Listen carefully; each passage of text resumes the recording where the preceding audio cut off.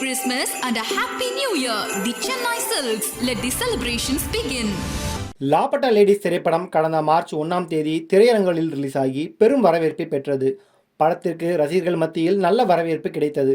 அதே நேரத்தில் படம் திரையரங்குகளில் ரிலீஸ் ஆவதற்கு முன்னர் 48வது டோரண்டோ சர்வதேச திரைப்பட திருவிழாவில் திரையிடப்பட்டது.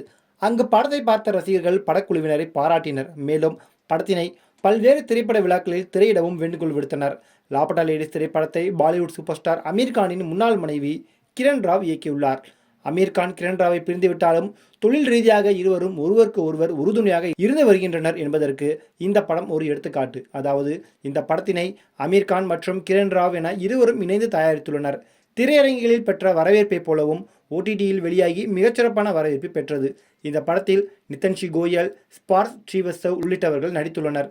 இந்தியா சார்பில் ஆஸ்கருக்கு இந்த படம் அனுப்பப்பட்டது. படம் டாப் 15 படங்களில் தற்போது இடம்பெறவில்லை என்பது படக்குழுவினர் மற்றும் ரசிகர்களை அதிர்ச்சியில் ஏற்படுத்தியுள்ளது. சர்வதேச திரைப்பட விழாவில் படத்தினை பார்த்த பலரும் பாராட்ட படத்தினை ஆஸ்கருக்கு கொண்டு செல்லவும் வலியுறுத்தினர். படத்தின் தயாரிப்பாளர்களான அமீர் கான் மற்றும் கிரண் ராவ் ஏற்கனவே இந்த திட்டத்தில் இருந்ததால் சர்வதேச திரைப்பட ரசிகர்களின் பாராட்டு நம்பிக்கையை கொடுத்தது. இதனால் படத்தினை ஆஸ்கருக்கு கொண்டு செல்லும் பணிகளில் மிக தீவிரமாக ஈடுபட்டனர். அதற்கான முதற்கட்டமாக இந்தியா சார்பில் 97வது ஆஸ்கர் நாமினேஷனுக்கு லாபட்டா லேடிஸ் படத்தினை தேர்வு செய்ய வைக்கும் வகையில் முயற்சியில் தீவிரமாக செயல்பட்டனர். இவர்களின் முயற்சிக்கு பலன் கிடைத்ததால் படம் இந்தியா சார்பில் ஆஸ்கருக்கு நாமினேட் செய்யப்பட்டது. ஆஸ்கர் ரேஸில் படத்தினை கொண்டு போக கடந்த சில மாதங்களாகவே லாபட்டா லேடிஸ் படக்குழு நியூயார்க்கில் முகாமிட்டிருந்தது. மேலும் ஆஸ்கர் ரேஸ்க்காக படத்தின் பெயரை லாபட்டா லேடிஸ் என்பதில் இருந்து லாஸ்ட் லேடிஸ் என படக்குழு பெயரை மாற்றியது. இது ரசிகர்கள் மத்தியில் வரவேற்பையும் பெற்றது.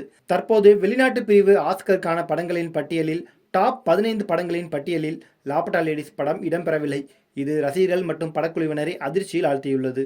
Merry Christmas and a Happy New Year. The Chennai Silks. Let the celebrations begin.